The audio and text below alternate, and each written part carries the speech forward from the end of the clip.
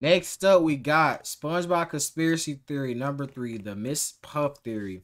I had reacted to the conspiracy theory already, number 2, this one right here. Alright, I reacted to this one, but it was on my other one. My other channel that no, it was the Squilliam one. Did I react to both of them or just I don't know, I forgot. I think I reacted to both of them though. Basically, yeah, it was on my other thing and it got deleted, so hey. But this is a Miss Puff theory. We haven't seen this one, so let's see what it be time. This one got more views than all of them anyway, so I get it. This is not Mrs. Puff. You may think she's just SpongeBob's boating teacher, but you'd be very, very wrong. For years, she's been running from her dark and mysterious past, but it's finally caught up to her. And behind it all is a mastermind who's been secretly controlling her life and psychologically torturing her. If you guys thought my last 2 theories were mind-blowing, get ready for my biggest— Bro, my thing is, bro, like when he do these type of videos, it's like he really gotta really research SpongeBob. Like I feel like he has to literally go back and watch every SpongeBob episode or something. Like it's some type of thing he doing to be able to get all this information and make it make sense. Like honestly, real props to this guy though. For conspiracy yet. This is the Mrs. Puff theory. I gotta start off by saying, wow, the reaction to my last 2 SpongeBob theories has been insane. How does she know? How does she know? Squilliam, you lying, deceiving, who is that handsome young devil? I'm glad you guys are enjoying my ridiculously deep dives into this show. I mean, I have to watch so much SpongeBob and read so much of the Wikipedia to put these theories together, but it's worth it because the writers actually take the time to set these things up. Now, a lot of people have been asking, Alex, how do you come up with these crazy conspiracy theories? Well, I always start these theories by looking for the moments in the show that seem to be implying more than they're letting on. Like I've said before, SpongeBob is a weird show with lots of abstract humor, but I can usually understand the intent the writers had behind a weird joke. But then there's stuff like this. I hope I still remember how to do this. Yeah. And it's so confusing and weird that it feels like the writers are trying to imply something beyond just weirdness for the sake of comedy. And nowhere in the show is there more of these moments than with Mrs. Puff. And once I started looking into it, it led me down the deepest rabbit hole I've ever seen from this show. So, let's begin. Uh-oh, looks like I'm getting hacked by a hacker. I knew this would happen if I got too close to the truth. Well, it's a good thing this video is sponsored by NordVPN. If you're— Okay, get the fuck out of here, please. Stop.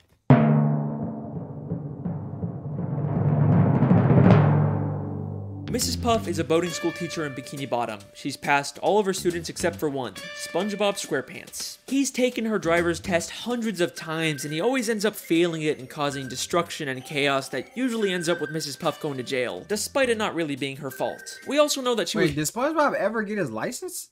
I think SpongeBob did get his license, didn't he? I think he actually did it. Once married, but her husband was killed by fishermen. That's my driving teacher, Mrs. Puff. Mrs. Puff? Oh, she's married. Oh no, Mr. Krabs, she's single. Then what happened to Mr. Puff? Okay. She doesn't like to talk about it. Throughout the show, there are moments like this that seem to be hinting at her having a dark, mysterious past. And in Season 2, Episode 10, No Free Rides, we get the biggest clue about who Mrs. Puff really is. After SpongeBob fails the driving test yet again, Mrs. Puff has just had it with him, and ends up just giving up and giving him his license, even though he never really passed. She quickly realizes that this is a horrible idea, and he'll probably end up destroying the entire town.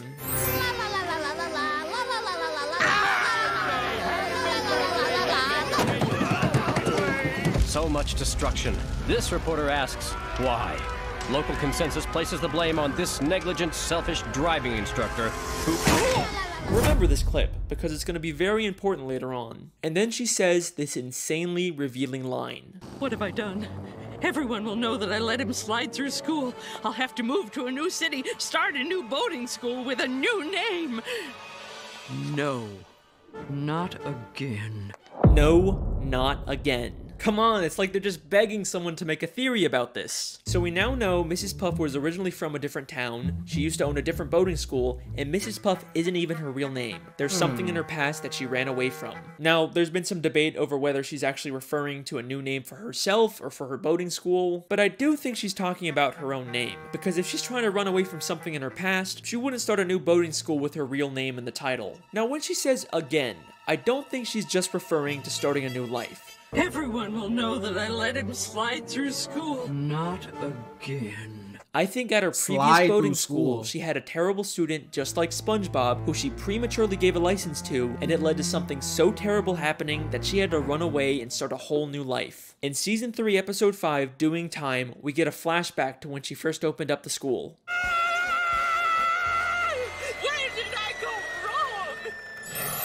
With the opening of my new boating school, I pledge that as long as a student is willing to learn, I shall never give up. Hi, I'm SpongeBob SquarePants. With the opening of this new boating school, let's keep in mind that this is not her first boating school. Maybe the whole reason she's making this pledge now at her second school is because she gave up on a student at her previous school, and that led to her having to run away and start a new life. She's pledging to never make the same mistake again. Now let's skip ahead to one of the newer episodes. Season 12, Episode 21, Lighthouse Louie, where Mrs. Puff has SpongeBob organize all the stuff she keeps in the school's lighthouse. There's lots of interesting things hidden in the background, but the first thing that caught my eye was this file labeled Mrs. Puff. It makes sense for a teacher to have files on all their students, but why would she have a file about herself? But let's remember, she's not Mrs. Puff. That's a fake identity she created. And I'm willing to bet all of her fake identification documents are in this file. Back in No Free Rides, she just gives SpongeBob a license that she already had for him. So she clearly makes these licenses and would probably know how to make fake identifications. But that's not the only hint about Mrs. Puff's past in this lighthouse. There is something in here that directly confirms all of this. As SpongeBob swallows all of Mrs. Puff's junk, we see something very interesting for only a few frames. Deranged boat teacher makes getaway. 10 seasons later, and the creators are still hiding stuff about Mrs. Puff fleeing her old life. It might They actually had this in the freaking what the distracts authorities with balloon animals. With balloon animals. That's what I say. Oh yeah, she did. That's why it makes sense. Yo, bro, because remember she got in the car like I hope I remember how to do this again. And she made a balloon animal. Hold on, bro. It might not look like it at first, but we actually get a ton of new information from this newspaper. This is from the New Kelp Post, which tells us Mrs. Puff originally lived in New Kelp City. Then there's a caption that reads, distracts authorities with balloon animals. And do you remember that clip from the beginning? I hope I still remember how to do this. Yeah. So whenever Mrs. Puff makes a getaway or commits a crime, she leaves behind a balloon animal to Oh, and she was doing a crime right there, bro. What? This is crazy. the police. I'm telling you guys, these writers don't just do stuff randomly. They have reasons for everything. And the most damning piece of evidence from this newspaper is actually the picture of Mrs. Puff.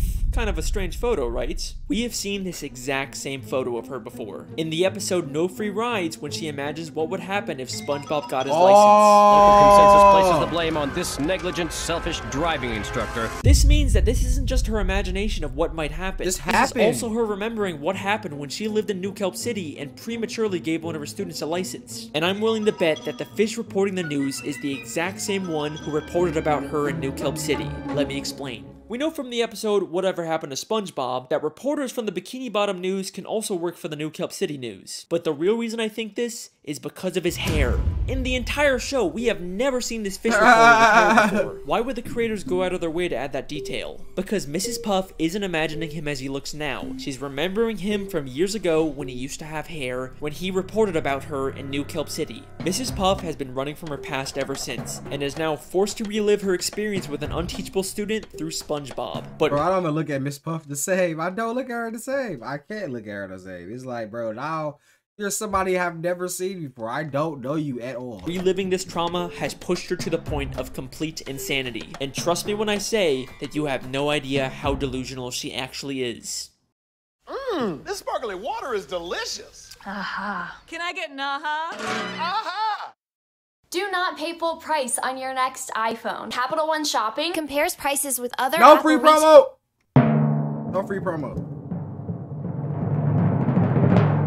Another running gag throughout the series is Mrs. Puff's occasional nervous breakdowns or moments of insanity because of SpongeBob, and they get more severe as the show continues. At first she did care for SpongeBob, but in the newer episodes she literally tries to kill SpongeBob just to get him out of her life. Even SpongeBob just walking up to her gives her severe PTSD.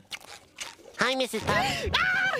Hit the brakes! SpongeBob! Watch the tree! Laugh! Wait, Mrs. Puff. We're not driving. But these mostly seem like just one-off moments, and for the most part, Mrs. Puff is still a functioning member of society, right? I'm going to show you that she's actually much more insane and delusional than you may think, and some of the episodes she's in take place entirely in her own head. If we're talking about how insane Mrs. Puff is, there is no better place to start than the episode Doing Time. Once again, SpongeBob fails the boating test and causes destruction and chaos, which leads to Mrs. Puff going to jail. SpongeBob keeps breaking into jail to try and bust her out, but Mrs. Puff actually prefers being in jail over teaching him. We actually get another interesting line about Mrs. Puff's past in this episode. Okay, you can do this, Puff.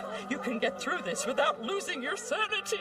Oh, that's a road we don't want to go down again. So we know that Mrs. Puff has lost her sanity in the past, probably from her previous terrible student. But it seems like she's recovered since then, except in this episode she has a complete mental breakdown. SpongeBob keeps appearing in impossible places until she gets thrown into solitary confinement, where each wall of the room transforms into a giant SpongeBob face. And then the episode ends in a way that's so weird and confusing that it rivals the infamous gorilla episode ending. As Mrs. Puff freaks out, she's suddenly transported back into the beginning of the episode when SpongeBob was taking the test. Except this time, SpongeBob gets arrested instead of her. Help! Help! No! This is not a good time! No! I can't believe it. It was all a dream. I'm not going to jail. Why would you go to jail? You already did your time.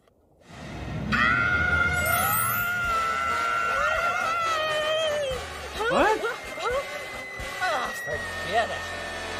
So what's really going on in this episode? Was the ending all in her head? Is Mrs. Puff just caught in an endless loop? I think this entire episode is inside of Mrs. Puff's head, and she's actually on the outside the whole time, but she's been imagining herself inside of prison. I can explain. Listen closely to what the police officer tells Mrs. Puff. Alright, you already did your time. Going to jail. Why would you go to jail? You already did your time. Why would you go to jail? You already did your time. And then revealing she's still in a prison uniform despite being on the outside. So this scene is obviously inside of her head, which means everything we see is symbolic. And if we can understand the symbolism of it, we can understand what's really going on with Mrs. Puff. Notice how she's suddenly wearing a black and white striped prison uniform, even though the entire episode she's been wearing this orange jumpsuit. Why would the creators go to the extra effort to draw a whole new prison uniform for her? Well, we've seen her wear this black and white prison uniform before, the very first time she went to prison back in Season 1, Episode 7, Hall Monitor. So when the police officer says, "You've already done your time," he's referring to the first time she went to jail. But why is she still wearing that uniform outside of prison? Well, she may have gotten out of jail, but she was by no means free. Having to teach SpongeBob is a prison in itself, and she manifests that by believing she's in jail and wearing a prison uniform despite being on the outside. This entire episode, every time SpongeBob magically appears, is all inside of her head. She is completely delusional, and hints that she's experiencing these hallucinations don't stop there. Just 6 episodes later, she goes to a house party SpongeBob throws, and while everyone is talking and having a good time, in the background we see she's literally sitting by herself talking to an ice sculpture of SpongeBob. You can't tell me this isn't intentional. I mean, look at this. Now back in the episode No Free Rides, there is a very strange picture inside of Mrs. Puff's home. It's a picture of Mrs. Puff inside of a picture of Mrs. Puff inside of a picture of Mrs. Puff, creating an infinite loop. This is something that has confused SpongeBob fans for years. But like everything in the show, there is a reason for it being there. One of the SpongeBob storyboard artists actually called it the biggest mystery in the entire show. If you think about it, this is just like the end of Doing Time, where she's stuck in an infinite loop of SpongeBob failing the driving test. Because it's all symbolic of what her life is, just an endless cycle of SpongeBob taking the test and failing, and no matter what she does to try and escape, she always ends up back in the same place at the end of the episode. So this picture is another symbolic manifestation of what she's feeling. We even see another one of these pictures all the way in Season 9, Episode 5, Bumper to Bumper. This is something that the show is consistently alluding to. Mrs. Puff is an unreliable narrator, and anything we see with her could potentially all be inside of her own head. In fact, I believe I found another episode that takes place inside of her head. In Season 9, Episode 17, SpongeBob Long Pants, SpongeBob goes to a different boating instructor and actually gets his license. But as soon as he does, we briefly cut to Mrs. Puff waking up. You pass. I finally got my my driver's license! Lock your doors, bar your windows, it's the end of the world! Now, this seems like it's probably just a throwaway gag where Mrs. Puff somehow senses that SpongeBob got his license, and it causes her to wake up and freak out. You know, it's a good bit, it's funny, but I have a question. If the joke is that she's supposed to be waking up at the exact time SpongeBob gets his license, how come she wakes up at night when SpongeBob clearly gets his license during the day? Because this entire episode actually takes place inside of Mrs. Puff's head, and this is the only part of the episode in the real world.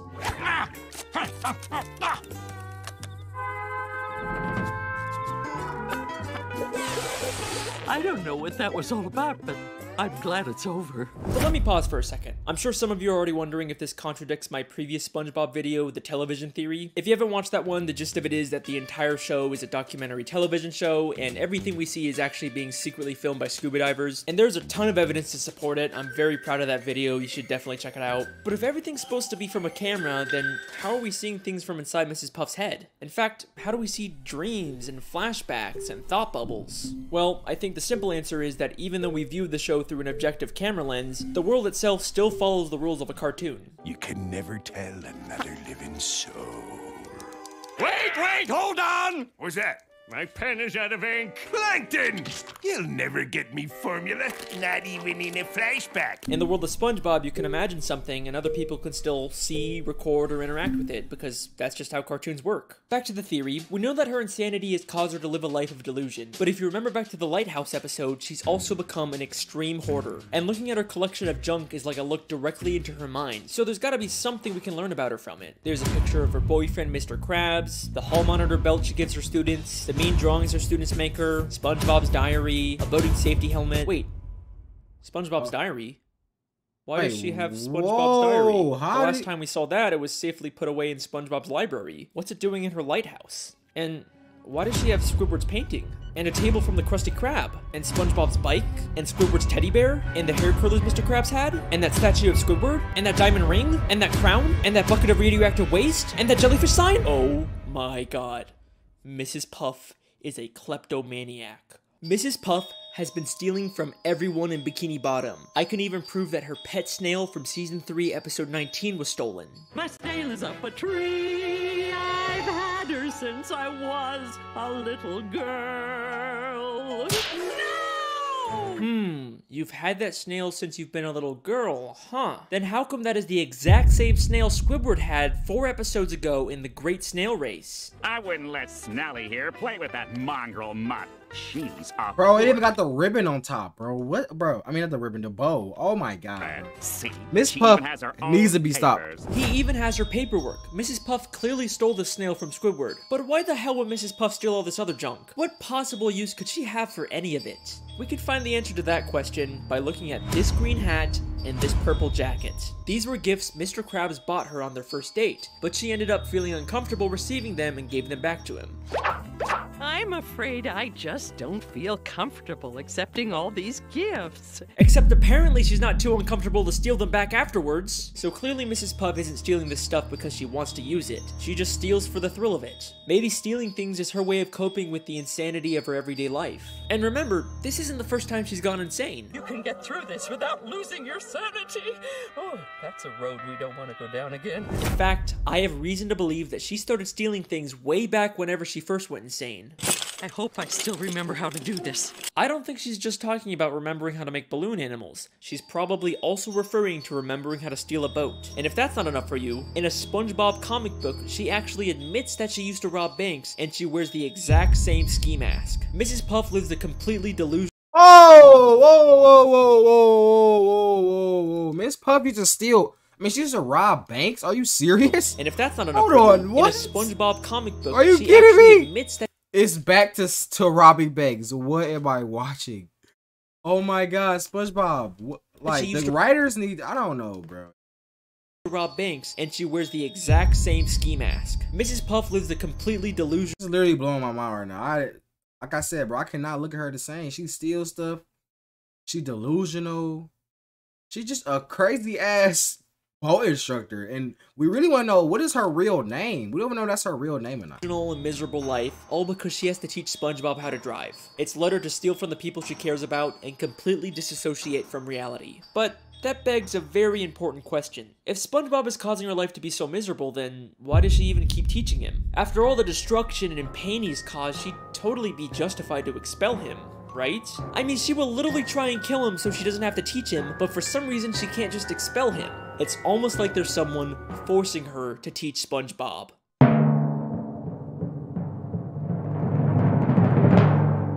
Back to the episode No Free Rides, after prematurely giving SpongeBob a license, she steals his boatmobile so he can't hurt anyone. In the end, this causes her to get arrested and go to jail, but then SpongeBob tells her this. And besides, the warden says she'll let you go early if you do her a favor. What's that? Free driving lessons! She'll get to leave prison early if she gives free driving lessons. That seems like an oddly specific requirement. And that's not the only time this gets mentioned either. In Season 9, Episode 5, Bumper to Bumper, we get this scene. If only SpongeBob could pass his boating test, he'd be out of my life once and for all. Unfortunately, I keep getting reminded of the consequences if I get too angry with the little nuisance. Consequences? Are you telling me that if she refuses to teach SpongeBob specifically, she'll be violating her parole and get sent back to jail? Why does the prison even care if Mrs. Puff teaches SpongeBob? Is it just part of some weird community service? But things start to get really suspicious at the end of Season 7, Episode 5, Summer Job. Once again, Mrs. Puff ends up in jail, but this time she's forced to go to a prison boating school. Oh, wow! A driver's Bro, this is literally like messing my mind up, bro. Like, bye, bro. Oh my god, this Puff, bro. All the conspiracy theories he made all made sense. So it's kind of like, I don't know, bro. And the fact that SpongeBob would even take the time, like, while writing a whole long ass show, and then they put all this little shit in it. It's like, class. Good day, class! Ah! I must be having a nightmare! What's he doing here? Dear Mrs. Puff, I'm following in your footsteps and got a job as a driver's ed teacher for the summer.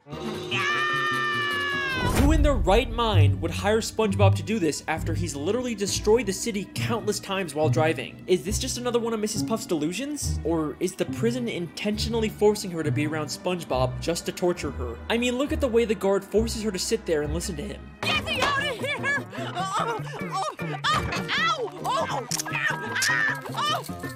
And look at that evil smile he has as he watches her endure this torture. There is something very strange going on with this prison. Then, in Season 10, Episode 8, The Getaway, Mrs. Puff meets a criminal named Dorsal Dan and starts to get romantic feelings for him. This is also while she's still dating Mr. Krabs. Shame on you, Mrs. Puff. At the end of the episode, they both accidentally land in prison, and the warden puts him in solitary confinement. Warden, I found this one pulling up outside the prison.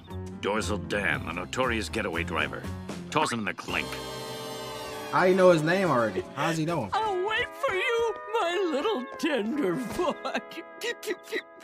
In or out of jail, this prison will stop at nothing to make sure she is alone and miserable. But why? Who's behind all of this? Why would anyone care this much about torturing Mrs. Puff? Who's the mastermind pulling the strings? Well, maybe it has something to do with her old life in New Kelp City. Maybe she crossed someone and they've been plotting their revenge ever since. But I've looked in every single frame of New Kelp City, and there is nothing connecting it back to the prison. I've looked literally everywhere, and there's not a single person from the city that has anything to do with Mrs. Puff.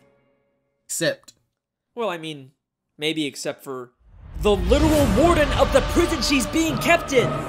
He may be hiding slightly off screen, but that is clearly the same warden of the Bikini Bottom prison. And this isn't some random background character that the show reuses all the time. He is a very distinct character. You can call me out on the Squilliam video all you want, but not this time. But wait a second.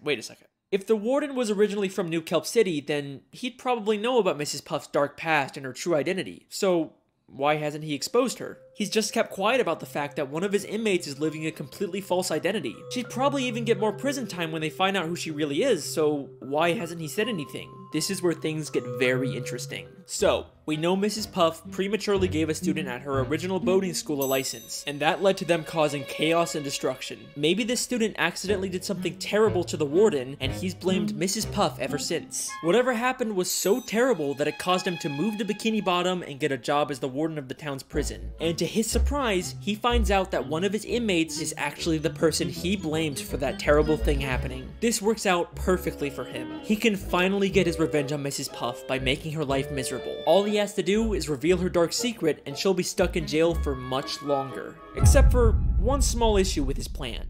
Mrs. Puff actually likes being in prison. One day down, 2,528 to go. Oh, that's just shy of 4 years without SpongeBob. I'm going to enjoy this. So, he comes up with a new plan. Keep Mrs. Puff secret and let her out of prison early, but only under the condition that she has to teach SpongeBob. He's literally turning her normal life into a prison. And he makes sure going back to prison to avoid SpongeBob isn't even an option for her anymore, because he'll make sure that SpongeBob is always in there with her. And he's not gonna let her escape and start a new life like she did in New Kelp City. He makes sure to give her an ankle bracelet that doesn't let her leave Bikini Bottom. I can't even leave town without violating my parole. He is the mastermind who's been controlling everything this entire time. But guess what? His insidious plan doesn't even end there. This is not the first time we've seen the Warden character. We first see him in Season 4, Episode 2, Krabs vs. Plankton. In this episode, Plankton slips on some water in the Krusty Krab and decides to sue Mr. Krabs for everything he owns. And then guess who shows up out of nowhere and offers to be Mr. Krabs' lawyer? What I really need is a good lawyer. Whoa, did somebody say lawyer? Richard A. Bottomfeeder, attorney at law. I couldn't help but notice that despicable display. Richard A. Bottomfeeder, the warden of the Bikini Bottom prison, is also apparently a lawyer? That's kind of strange. Those both sound like major careers. You usually wouldn't imagine someone being both.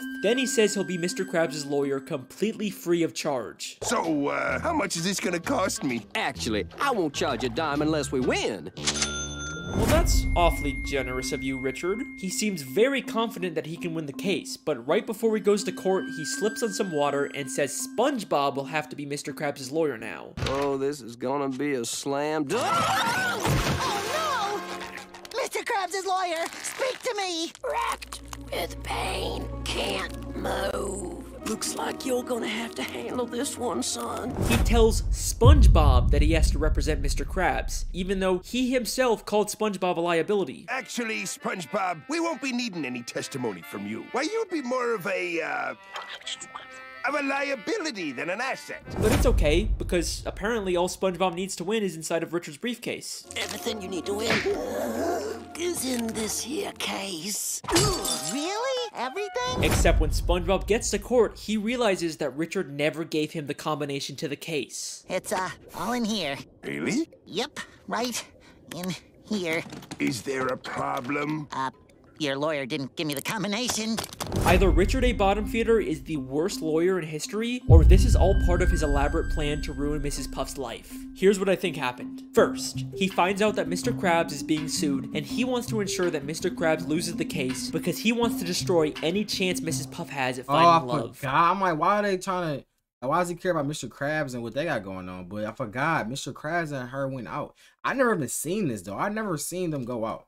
So he pretends to be a lawyer, even offering his services for free, something Mr. Krabs can't resist. He makes Mr. Krabs feel confident that they're gonna win the case, and then at the last second, he pretends to get into an accident so he can't represent Mr. Krabs. Instead of finding a real lawyer to replace him, he tells the most incompetent person for the job, SpongeBob, that he has to be Mr. Krabs' lawyer, and he gives him a case that allegedly has all the answers in it without actually giving SpongeBob the combination, setting him up for a total failure in court. Richard A. Bottomfeeder refuses to let anyone get close to Mrs. Puff. Not Dorsal Dan, and not Mr. Krabs. This guy has squillion levels of hate for Mrs. Puff. But why? What exactly did her previous student do that warrants this much torture? It can't be something as simple as him or his property getting damaged. It has to be something life-changing. Something like losing a loved one because of the student's reckless driving. And I think the show gives us one last hint about who this might have been. All the pictures of Mrs. Puff's house are very meaningful to her. She's got photos of Mr. Krabs, her pet snail, and of course those infinitely looping photos that told us so much about her mental state.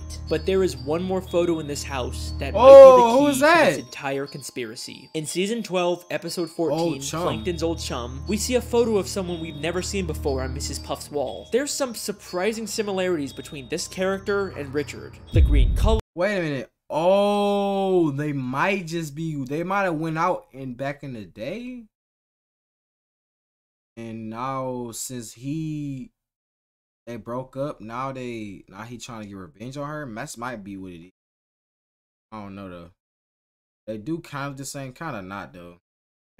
The red bow tie, the overall fancy, serious appearance. It clearly isn't the same person, but maybe this is someone related to Richard, like a father, a son, or a brother that Mrs. Puff's former student killed. And the reason she keeps a photo of him up is to have a permanent reminder to never make the same mistake of giving someone a license who doesn't deserve it.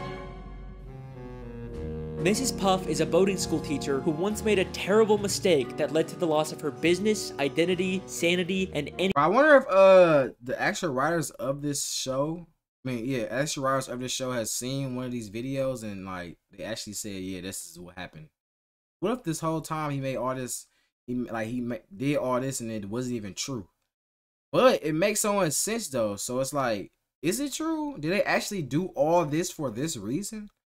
It's kind of like, I don't know. I actually want to see them like talk about this. They have to talk about this. Any chance at finding happiness. I like to think that there used to be a time when she was happy, back when her husband was still alive. If only he was still around today, maybe she wouldn't have to face all of this on her own. Thank you for watching, everyone. I hope you enjoyed.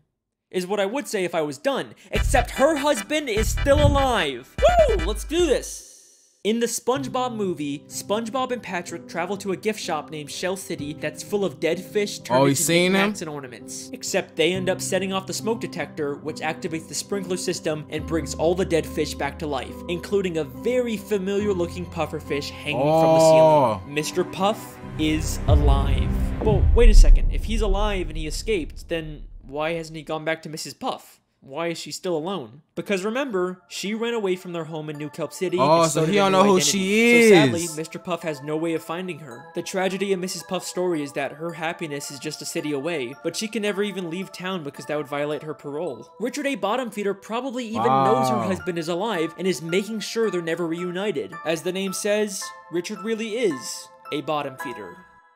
This video— We got it there, bro. No, he did not just say that. He did not just say that. No. It took a ton of time and effort to do all the research for, so I really hope you guys enjoy. Thank you for watching, and thanks to NordVPN for— Hey, man. Y'all tell me what y'all think about this whole little shit, bro. It's kind of crazy, honestly. It's very, very crazy. But, hey, man. Y'all like, comment, subscribe. Comment on react to next, man. Follow me on Instagram. That's where I'm most active at.